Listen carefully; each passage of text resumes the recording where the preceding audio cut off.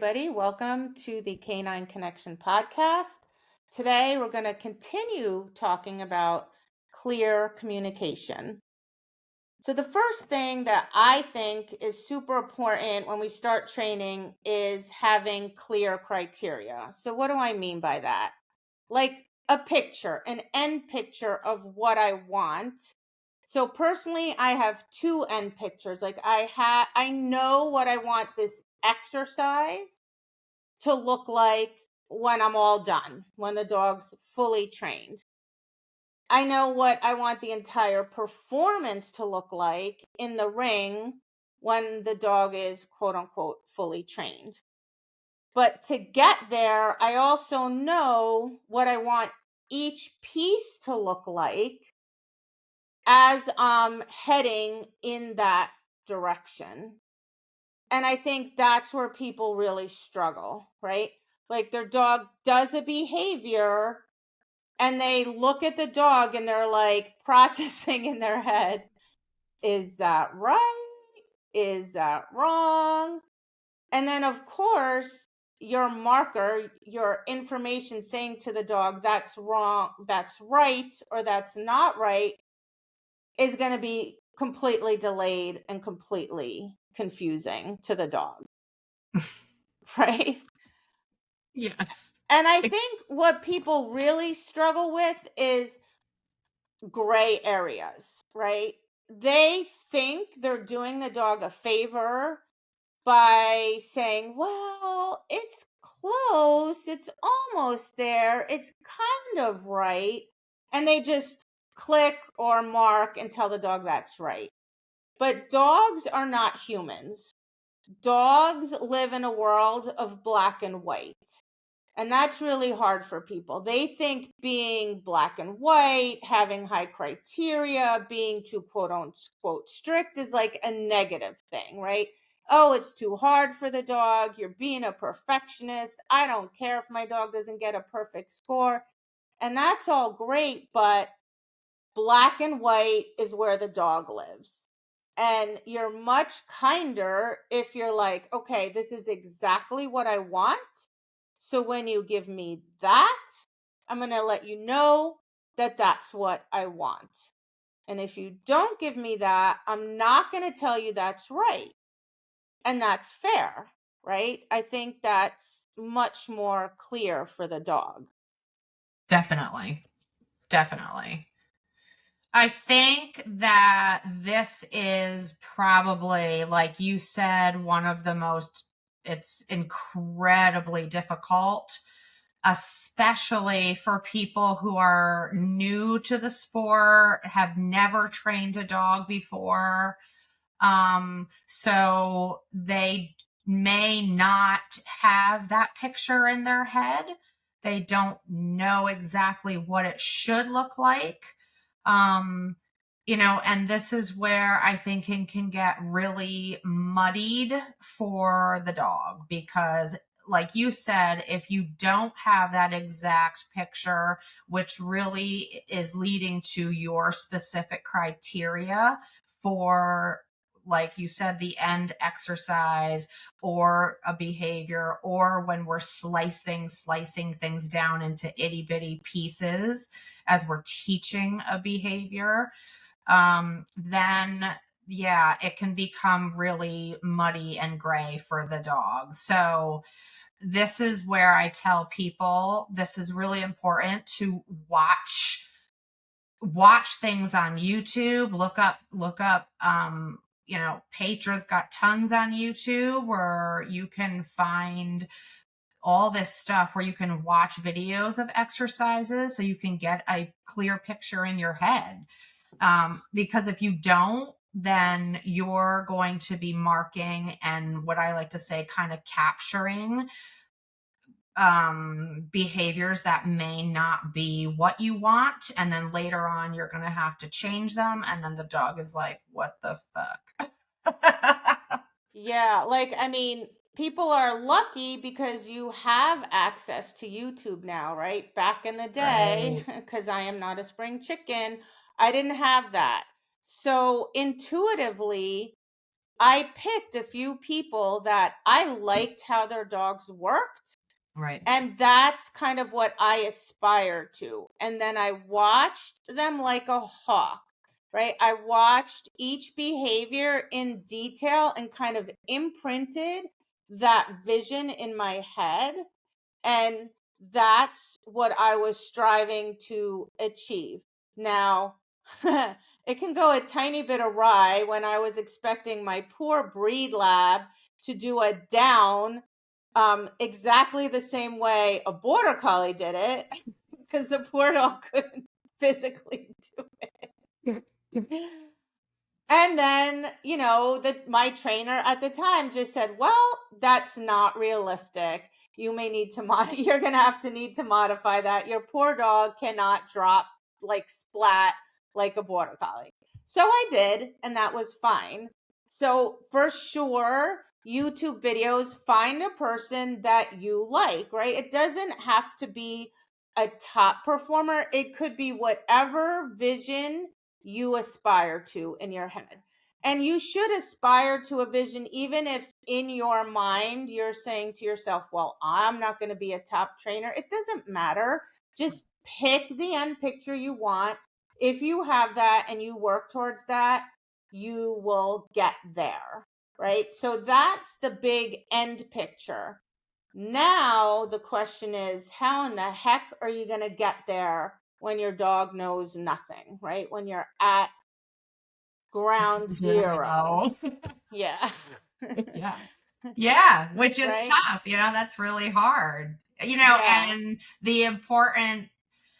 I think the biggest and most important piece of advice for that is that whatever you're currently picking for something you're teaching, a behavior, part of an exercise, is that you take your time and you are working on the itty bitty steps, the pieces. Like I like to say, slicing it. We slice it down to small increments that are easy to work on one at a time until you're mastering that, to then add to it until you can end up with the end result, right?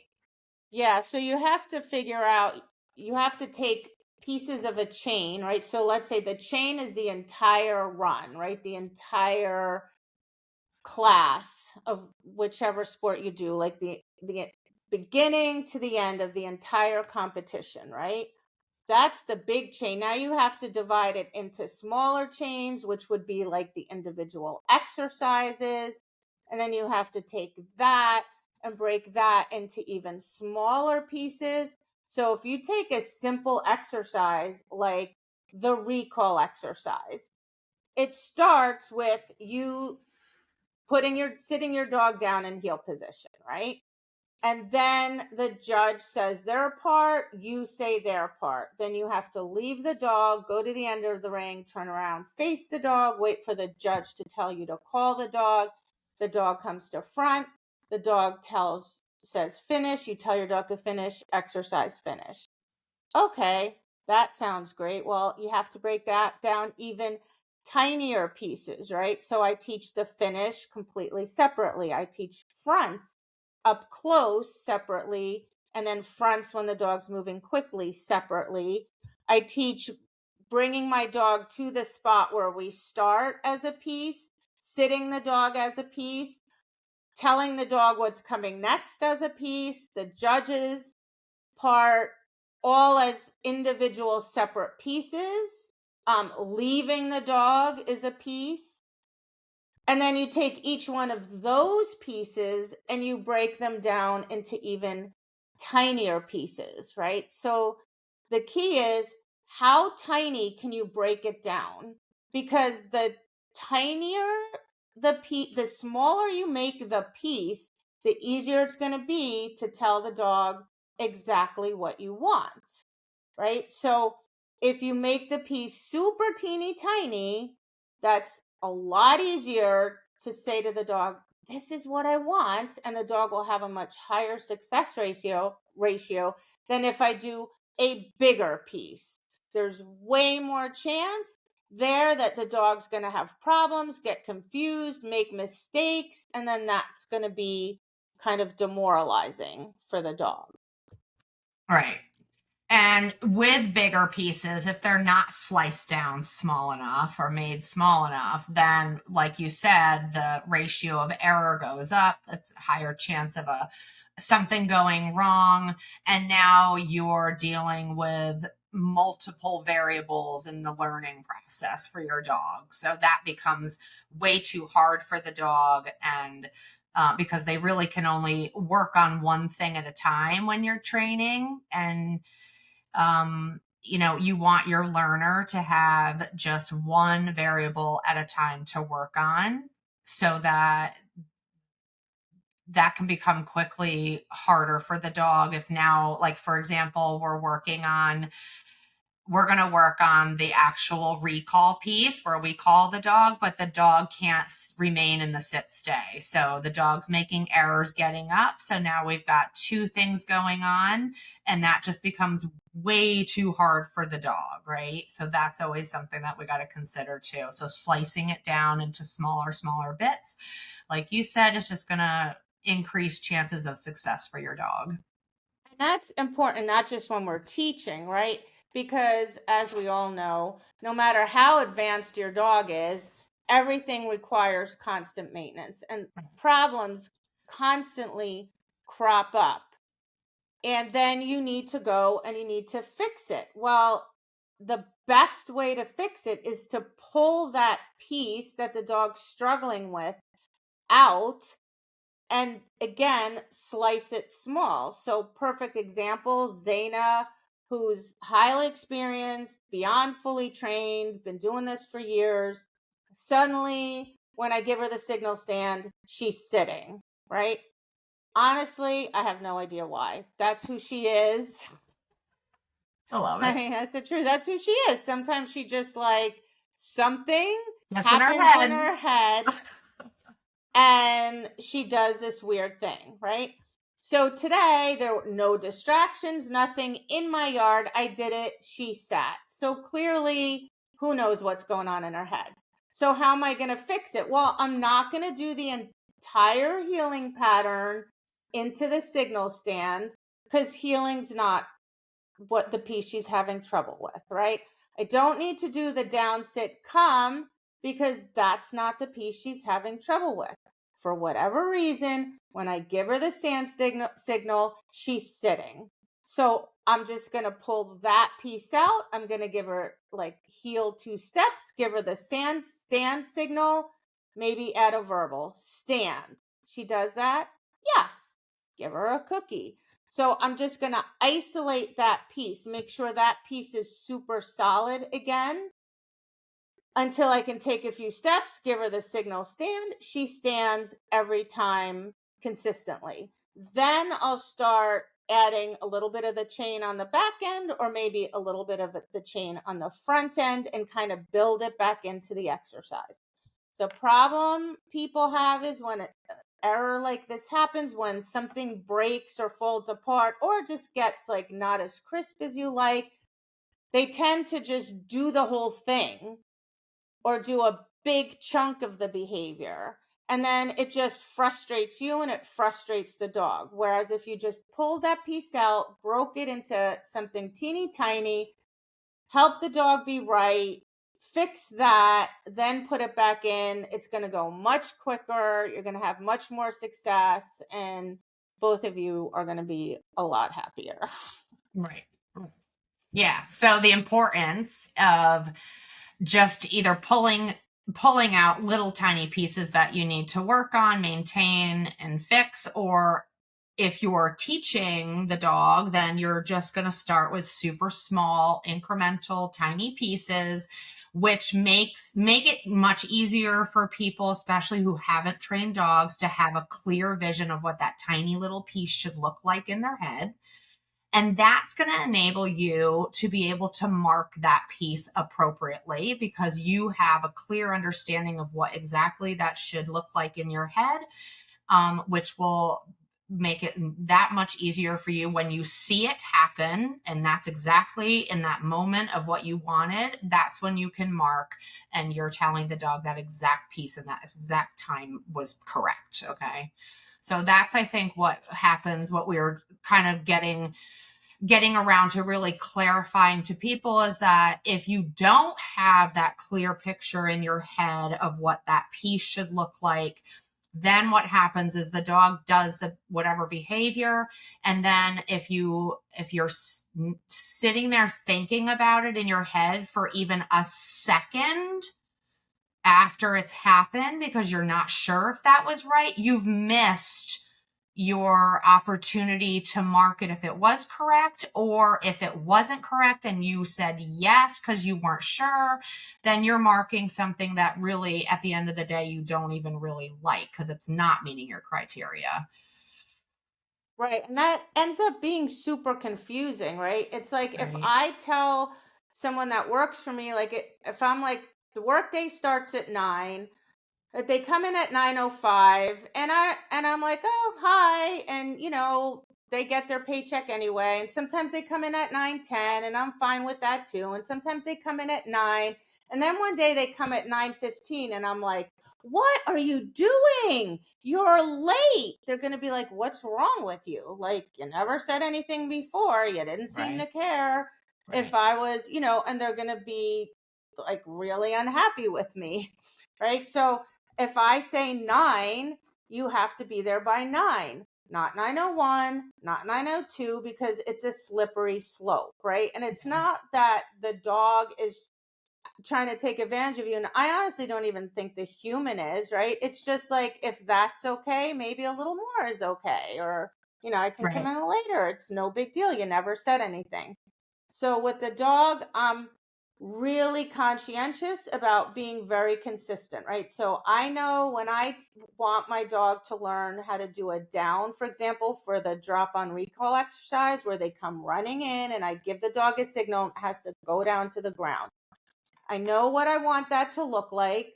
I want my dog to lower their front end first, then their back end. So when I'm first starting that and the dog is in front of me, the dog has to be able to lie down that way in front of me with no speed or with and nothing else going on. So I will only click when the dog does it that way. In order to achieve that, I might need to lure the dog down. That's perfectly fine, right? So I lower the dog's head in a certain way so that their front end lowers. So they're almost like starting a bow. And I'll click that right away because I'm breaking it down into such a tiny piece. If I lure and the dog does like kind of goes to sit first and then down, I'm just not going to click it. It's no big deal. It's just not what I want, right? I'm not going to say, "Oh, well, you down, so I'll click that." That's not what I want, right? No big deal. It's not the dog's fault. Dog has no idea. So I'll just modify my luring so the dog's head goes down first. It starts to bow. The second it starts to do the behavior I want, I click yes and feed. I'm not waiting until the dog goes all the way down to the ground, right? I'm just clicking the very first piece of that down, and then I'll build on that as we go along. But the important part there is click the tiny piece when the dog is right. Don't click when the dog isn't giving you what you want. It's fine. The dog will survive. You're not doing anything terrible. You're not yelling at the dog. You're not saying, "Ah, what are you doing?" You just do it over, right? And very quickly, the dog goes, "Oh, you want me to put my head down first?" And then I'm like, "Perfect. Now I can build on that," right? So as long as you have that clear picture and break it into pieces, then you have the ability to, in your head, say, "Okay, this is correct. Anything else is not," right? And I like to kind of review that picture in my head every time before I start training, right? I don't want to just start training and go, "Oh, wait, how did I want that to be?" Because now my poor dog's sitting there like, "Dude, what do you want?" Make up your mind, right? And I think that's really important. I'll tell students, write lists, write notes, whatever, and they do, and then they always forget to read it before they train. And I'm like, okay, that's not going to help you as much as if you actually, and to this day, I write notes and I will look at them before I train so that I have a clear picture in my head. Okay, this is what I'm working on. This is what I'm trying to achieve. This is how I'm going to break it down. Yeah. And this is right and this is wrong. And so then when I train, my training's super efficient and effective because everything's clear in my head. And then Right. all I need to do is execute what I envisioned, right? Right. So doing that is, I think, super helpful if people are so interesting. Like they can't wait to actually physically train the dog, Yeah. right? It's And true. I get that, but if you took that extra 5 minutes, 10 minutes, whatever, without the dog, then that time with the dog is way more fun, way more rewarding, way more effective than not taking that time because you just can't wait to do the thing with the dog. Right. And then you end up with muddy training. It's unclear. The dog gets Frustrating. Yeah. frustrated. You Yep. get frustrated. Yeah. Yeah. And that, there's something to say about that too, with, I think, like you said, like everyone can't wait to just physically train the dog. Everyone can't wait to get to the end product of whatever they're trying to train, whether it's the actual one exercise or the one behavior or the entire freaking class. Like they're in a little bit of a rush, which you just need to be really careful with. This is where there's frustration that will pop up in training sessions with your dog if you don't want to rush things and you don't want to be so quick to get to the end result when you're going to have dogs that need it to be broken down even more, even though you went into your training session with, okay, today I'm going to work on the, like we talked about, like, let's say we're going to teach a dog a pivot, right? And we're going to work on that. I want to teach my dog the pivot to whatever glove. Okay. And we rush the process instead of breaking it down probably a little bit more than we should be breaking it down. And then the dog isn't doing X, Y, and Z steps that you had in your head. And you get frustrated. The dog is getting frustrated. And in that moment, you need to be able to be honest about your dog training and say, I need to break it down even more for this dog. I need to break it down even more for this dog, even if they're not even getting that, like to the point where you can get the dog to do the behavior correctly, even if it is sliced so super thin, that then you can actually mark and reward that tiny piece, right? So frustration can be built in very easily if you're just not conscientiously being aware in your training session that the dog is either not getting it at the pace you expected it to be. That's a thing. And yeah, frustration is ultimately the result of expectation, right? And Yeah. that's completely on us. Like if I'm frustrated, it's because I have an expectation and my dog's not meeting it. That's Right. not the dog's fault. Right. That's my fault. So if I'm feeling frustrated, the first thing I do is I just stop. I just put my dog down and I stop. Because I'm like, okay, I'm frustrated because it's not going the way I expect it. Okay, fine. Well, that means I need to change something, right? It's on me to adjust that expectation. It's not up to the dog, right? The dog's trying to figure out what I want.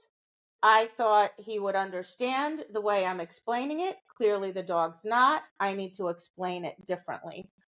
So rather than continuing on, because I see this all the time. It's this weird phenomenon. And trust me, I feel it myself and I've done it Yeah. where like I'm frustrated and I'm like, would you just figure it out and you just keep doing the same? It's like banging your head against the wall. You just keep doing the same thing over and over and over, like, and you're like getting more and more frustrated, like, what is wrong with this stupid dog? It's not figuring it out, right? And the definition of insanity is doing the same thing over and Over and over, over. expecting a different result, right? That's one of my favorite quotes. So I have this thing that when I start to get frustrated and feel this urge to keep going, I start yelling in my head, insanity, insanity. And then I'm like, that's my cue to myself to just abort, like, stop, Yeah. Yeah. right? Figure it out. Like, and if I can't figure out why it's not working right then and there, I just abort the whole thing and do something else. Right. Right. And then I spend time thinking about it for as long as I need to till I come up with a solution. And if I still can't, then I connect with someone to get some ideas, to figure out how to do it differently. But Right. yeah, you don't want to just keep going. It's like it's a human phenomenon. I don't know Yep. why. I don't know why either, but it is, and it happens to all of us, like It's you say. so crazy. And it's like, or if I'm working with a student or my training partner, I'll just be like, and I see it happening, I just start going, insanity, insanity, like, hello. And then they're like, oh yeah, we have to do something different. Right? Something different, Yeah. right? Yeah. So definitely, like you said, one of the things that's a surefire way to fix almost all things is just break it down into a smaller piece. And you Right. also want to look at your timing, because timing is so important for dogs. Like in a human, if I'm learning agility and I run and I do a maneuver that's not correct and I run a little more and then I stop, my instructor could say to me, that piece in the middle, you didn't do that right. Because humans have the ability to look back and look forward. So I can go, oh, you mean when I did that spinny thing? He can go, yeah, that piece, here's why it wasn't right and here's what you can do to fix it. You cannot do that with a dog. Right. If your dog has a problem, either does the middle piece correctly or incorrectly, and then you let them do a little bit more and then give them the information, they are not going to connect it to the piece that happened in the middle. That's Right. super important to understand, right? People are always giving the dog, not always, very often, giving the dog information at the incorrect moment in time. Dogs live in this moment, right here and right now. So if my dog makes a mistake or does something right and I miss that moment in time, I'm like, whoops, my bad. I just throw that out the window. Like, I don't try to salvage it. I'm not like, oh, let me say yes or no now. I'm like, yeah, I mucked up. My bad. I totally missed it. Right. Because once the moment's passed, it's passed. So people do that with correct behaviors. Like the dog does it correctly and they hesitate, and then the dog continues on in the chain, and then they go, yes. And I'm like, that's okay, but you didn't emphasize what you wanted to. So if my dog does a gorgeous down on the drop on recall, and I say nothing, and then I call the dog to front, and then I tell the dog it was brilliant, the dog is going to have the strongest association to the front, Right. because that's what just happened in that moment in time. If my dog gives me a beautiful drop, I immediately go, yes, and I start freaking out. That was so good. Oh my God. Now the dog's going to pair the information with the drop, which is the piece I wanted to emphasize, versus something later in the chain. Or they give the dog like a sit, the dog sits really quickly and perfectly, and then they wait and they wait because maybe they're processing in their head, and then they go, yes. Well, from the dog's perspective, you highlighted duration. You highlighted the fact that the dog sat still for 3 seconds. The dog is not going to connect it to the fact that it sat quickly the second you gave it the signal because you missed that window period, right? So I give my dog a sit signal. My dog responds instantly, slams their butt to the ground. I go, yes. My dog's going to go, oh, that's the piece she liked. As soon as she gives the signal, I slam my butt down, and you're going to get more of that. Yeah, and that goes, the timing of your marker is critical because like you said the dogs live in the moment. So if your timing is a second or two off, then you're really not like you said, you're not indicating to the dog that that exact thing that you did at that exact time I marked was what I wanted. So I think people for some reason they want to wait till like the end of like whatever they're doing, right? Like, so a big one for me, a big example is when we're working pace changes with the dogs, and I'm like, you want to mark literally in the moment of you doing the fast. Like, don't worry about like, just mark it.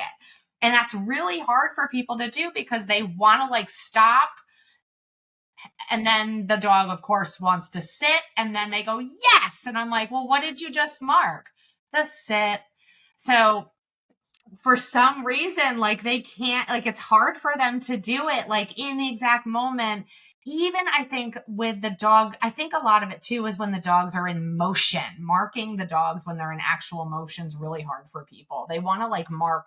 It's easier for people for some reason, I think, to mark in static, like stationary stuff. It's just easier for people to do that. I think their brains, like it is such a fast response time you need to have, which pairs with making sure you have such clear criteria, which is relatively easier for people who have trained more dogs, like we talked about. So that's where people get stuck. A lot of my students who are just beginning this, teaching this sport, they pause because they're not sure if they should mark that. They're not sure if that's exactly what they should be rewarding, to the dog.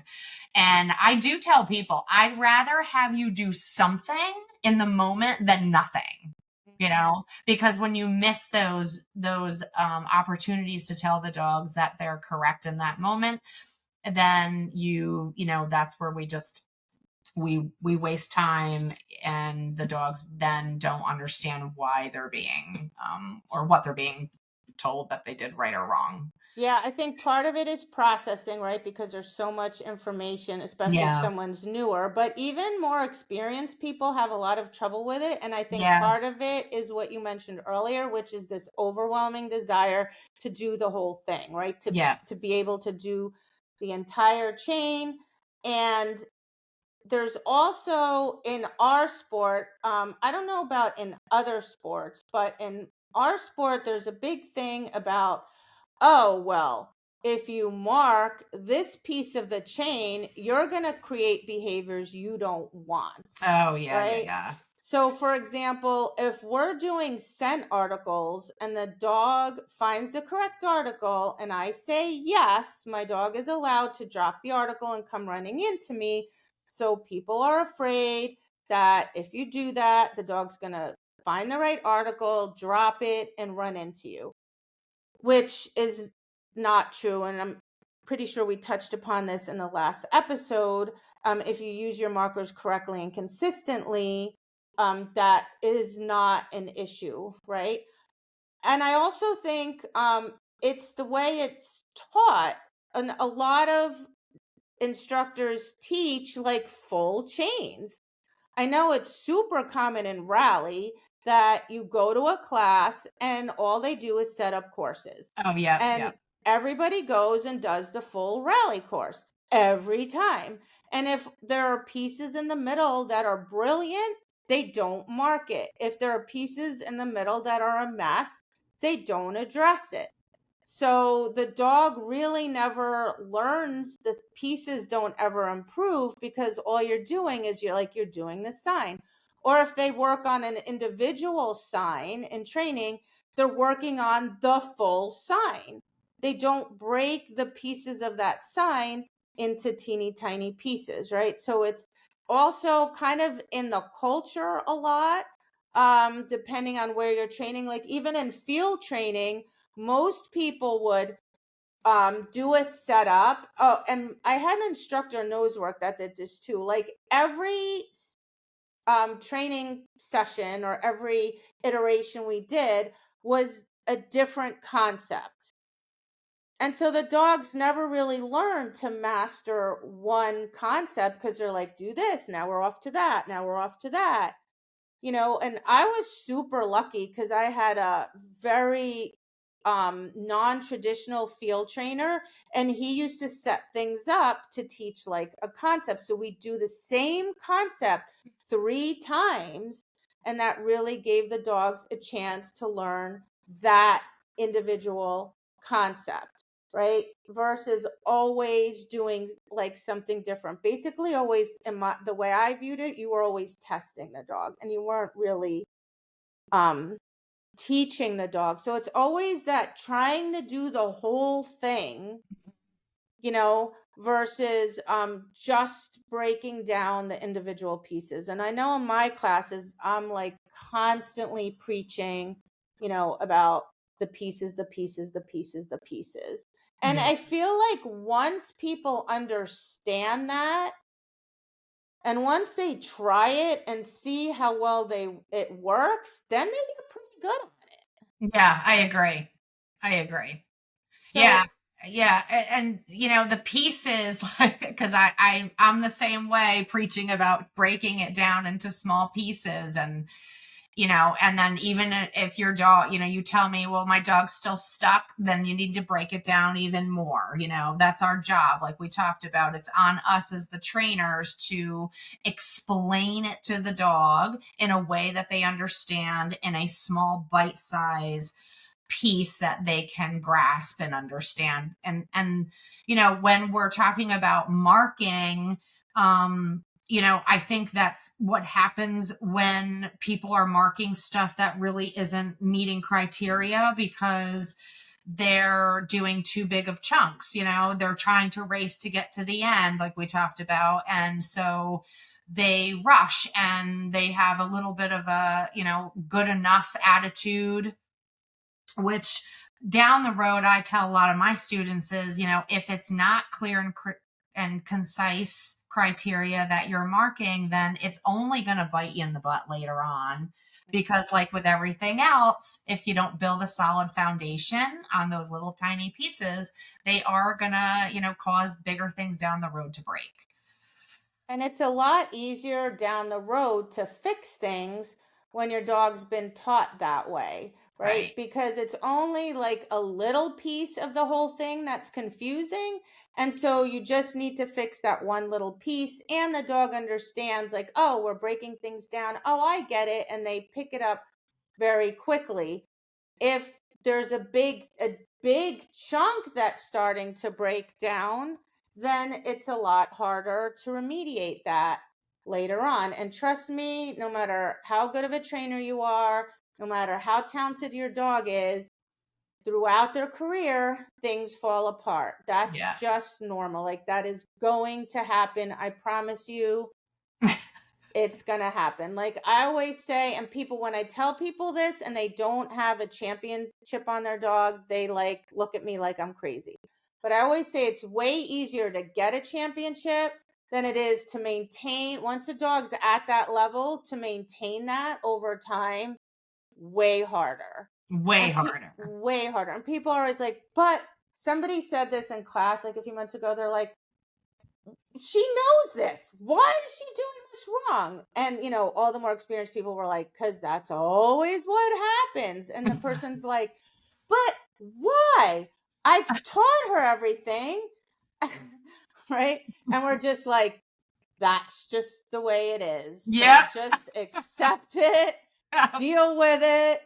It ain't gonna change. It is what it is, right? Yeah. Like everything's this falls apart, that falls apart. Yeah. Different dogs have problems with different issues. Like it's constant, constant, constant work. Yeah. Um, but if you have that foundation and if you've, done those little pieces, you're in way better shape. Now, having said all that, I have more than once taught something kind of like like where later it bit me, where I maybe early on because I just didn't know, maybe because I thought this was the best option for this dog, and later on I come to realize like, oh, maybe this wasn't the best option cuz like this isn't working out. So it is possible to retrain something, especially if you retrain it very thoroughly by breaking it into tiny little pieces. So like for example, Zeal, I taught him how to heel the way I had been taught. So I taught him focal point, where to look, right? And I taught him engagement to stay engaged with me and not worry about the environment. So I think it was his first national, and I looked at the point breakdowns and I'm like, wow, like I'm losing a lot of points in healing. Like, and I think my dog's healing really well. Clearly, the judges don't. So, what's going on? So, I took a bunch of dogs that I knew were really good healers and got good healing scores, and I watched videos of them like in detail. And I realized their position relative, like, so where the dog's shoulder is in relation to the handler's hip was way tighter than mine. So I said, well, I need to now also teach Zeal position. I need to get him further back. So now at this point, he was a quote unquote fully trained dog. He quote unquote knew how to heel. Now, anyone that's ever tried to teach a dog how to heel, it is an incredibly complex behavior. It is the hardest behavior to teach in competition obedience, right? So Correct. basically, I had to retrain his healing from the ground up, right? So now, on the one hand, in my head, I'm like, oh gosh, this is going to be a massive project. And then I was like, well, no, it's not. I only need to reteach a piece of it. So I took this fully trained dog and I started with literally half a step, probably less, just like a weight shift, right? And I was like, if I shift my weight, no matter what I do, keep this part of your body in line with this part of my body without going too deep in the weeds, right? And I broke it down literally quarter of a step, half a step, 1.5 steps, 2 steps at a slow pace. So literally I broke it down that tiny, then I went to slow pace and so on. And it only took me a couple months, which I thought was pretty darn fast for such a complex behavior, especially one where he had already in his mind was like, well, I'm supposed to be here. And now I'm saying, no, no, no, you're supposed to be there. And I believe that the reason he learned it that quickly was because I sliced it into teeny, teeny, tiny pieces. He was correct. He had a really high um, rate of being successful. So he didn't get like bummed out or frustrated. He was a really sensitive dog, could not abide being wrong. So I just had to make him right, make him right, make him right. Yeah. Um, and he relearned it. His healing was way tighter and he was able to maintain that. Yeah, sometimes he needed a reminder, but um it really wasn't anywhere close to as hard as I had envisioned it. And again, like an old wives' tale, I'll what the in obedience is, if your dog learns it wrong, when you retrain it, anytime they're under pressure, they're going to revert back to the original behavior. And I did believe that for a long time until I did this with Zeal. And I said, you know what? If you retrain it really well, Right. then they're not going to revert back to the Right. other behavior. Yeah, and I think that is also true because you have sliced it down so thin and incrementally worked on it in such small parts that his, like you said, his success rate was super super high, which means that you were marking a lot for correctness and reinforcing a lot. So reinforcement rate goes up, which means that they have a really high reinforcement history, which will eventually outweigh whatever history is in the past. Yeah. Right. And I think another thing that I think is important when we're training is to assess your progress constantly, Yeah. like within the session, session to session, week by week, month by month. So you have to be keeping track somehow, right? Right. Because people will get stuck in two directions. One is they go too fast, right? And then things start to degrade, the error rate gets high, things get messy. The other group of people I see a fair amount is they spend so much time on little pieces that they get stuck there, like they never progress, and the Right. dog starts to think, well, I guess this is the end behavior. And then when you try to push it a little, the dog kind of gets stuck where it's at, because it's like, but you've reinforced this 1,000 times. Right. So this must be what you want. I see that with hold a lot. Like people get the initial behavior of the dog putting their mouth on it, but Yeah. then when they're trying, they reward that so many times over so many sessions that the dog's like closed mouth over, open mouth, closed mouth Yep. over, open mouth. Yeah. They get stuck on a hold for Yeah, like 2 seconds forever. forever. And then they're like, well, I can't get duration. Yep. I'm like, well, so there is a fine line, right, between not like going too fast and going too slow. And Right. I think the only way you're going to keep track of that is if you're writing it down, right? Yeah. If I'm working on something for 2 weeks tops and I'm seeing no change in behavior, I need to reevaluate what I'm doing Yep. and Yep. change something, right? Right. Like, I don't want to be working on something for 3 months and it's still not getting better. Well, what have I been doing for 3 months? Inadvertently reinforcing the Reinforcing it. incorrect behavior. Yeah, and I see that a lot, when people come to me with X, Y, or Z problems, and I'll say to them, well, what have you been doing? And they tell me what they've been doing, and they're like, but I just feel like it's not working, and so this is what I've just been doing for the last like year. I'm like, a Oh year? boy. I'm like, dude, that's a long time. You've been really, inadvertently reinforcing this behavior. So you're Yeah. right. Like I always look back. It's kind of a conscientious thought process in my head all the time. Like every time I do a training session, whether or not I'm working on a little piece or whatever, you're right. Like I want to see progress with whatever rate I want to see it. So obviously something that's brand new is going to take a little longer. But if I'm at like you said, maybe a 2 week mark and I'm like, this isn't meeting the criteria that I want in my head, then you do have to pull up and you have to either break out piece again and redo it. You have to do something. Don't keep going. And don't, like you said, don't get stuck in the same thing. Like you don't want to stay there forever because you do want progress. Because I tell people, I'm like, so if you get this behavior and you've mastered it and it's solid, push through. Like you need to go to the next step. You need to go to make it, extend the chain of whatever you're working on, because you can always go back and pull that piece out or go back to where the dog was last right and fix it from there.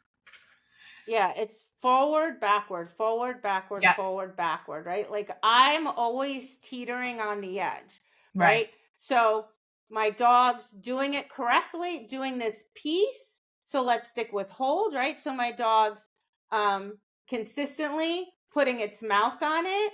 As soon as it's doing that, I immediately wait for 2 seconds. Yeah. Right? Right. Like I'm not waiting for 5 or 10, but I'm going right from 1 second to 2 to 3 to 4. And then if my dog just can't do 4, all right, maybe I'll mark a couple of ones or twos, but then just a few. So now the dog had some success. So now I'm like, all right, let's try for 4 again. Yep. Like I'm constantly like pushing the edge, but I'm pushing the edge a tiny bit. Right. Right? Again, I think that's where people just go for way too much. Like they're pushing the edge for a big leap. So my dog puts his mouth on it. Now I want a 5-second hold, which is a long time. One Mississippi, two, that's a long time. And so then the Right. dog keeps failing. And then they're like, oh, well, and then they go back to 1 second, 1 second, 1 second, 1 second. That's where you Yep. get stuck, right? Yep. So if you go from 1 to 2, from 2 to 3, from 3 to 4, okay, maybe I get stuck at 4, go back a couple reps, move it up again. That's where you're going to be able to see progress, right? Right. And Right. your progress will, even though it's counterintuitive, you are going to make way faster progress than if you don't. Because quite frankly, I never get stuck on duration. Like my dogs, I don't get stuck there and go, well, I'm stuck, because I am doing such little pieces and I'm pushing back a little bit, pushing forward, back a little bit, that I get through duration relatively quickly, Right. right? So it always goes back to the same thing, break it into tiny little pieces and, mark the piece you want, and then just have some flexibility. Like don't be afraid to push forward, right? And don't get so caught up in I need to get to the end that you never go back when the moment calls for it. Right. And you really need to keep track. Like you should be keeping notes. Like it's not going to take you that long, right? Just to say like, okay, today I started this, tomorrow I'm there, the next day I'm there. Because if you this way you'll catch yourself when you're getting into a little bit of trouble, and you'll be able to remedy it really quickly instead of just kind of wandering aimlessly for a sustained period of time. And now it's a much bigger hole Right. to dig Right. out of, you Yeah. know? So date your notes Yes. so that you're not like, oh shit. Take your notes. Like when I ask somebody, how long have you been working on this? A lot of times, sometimes they can't even tell me. Well, if you can't tell me, that's a problem. Right. It means you are not aware, right? Like I can tell you how long I've been working on something and how many different things I've tried and how long I've tried each thing for, right? Right. Like if I'm trying to teach my dog something and I'm using a certain technique, I'm not going to give up on it in a week. I'll try it maybe 2, 3 weeks as long as I'm seeing some progress. But if I'm not seeing any progress, then I'm going to try something else. And again, even within that, it's a balance, because some people try something, it doesn't work in 2 or 3 days. They try something else, doesn't work in 2 or 3 days. And that's not helpful either, Right. right? You have to kind of stick to something for a set amount of time, give it the good old college try, see if Yep. it's going to work. And if it does, great, keep going. If not, throw it out, try something It's different. different. Yeah. Yeah. Definitely. Yeah. Yeah. And, just going back to talking about timing, which is, to me, I tell everybody like, it's the timing of your mark. Like it's not just revisiting the food thing, because I know people get stuck on the food, the reinforcer. It's not the reinforcer that's telling the dog that they're correct. It's the actual mark, which is dependent on the exact timing of it to let your dog know exactly in that second that that behavior was correct. And like we talked about, the clear criteria is essential. And if you're not sure about what your criteria is, then follow somebody on YouTube. Or, when I was a novice, I literally would show up at every trial at freaking 8 o'clock in the morning. Like people are like, why are you here so early? Oh, I like to watch. Literally because I'm a visual learner. So the more I watched, the more I learned, and watching really, really good handlers is how I learned the picture I wanted for myself for my dogs. Which made it much easier for me to have that tiny picture in my head, and I could mark it quickly because I knew that's what I wanted. Yeah, that picture is super important. Like I cannot overemphasize that. And maybe over time that picture changes a little bit, but if you Yeah, don't have a clear picture in your head, when you start your training session, then it's not going to be an optimal training session, right. right? For you or for the dog.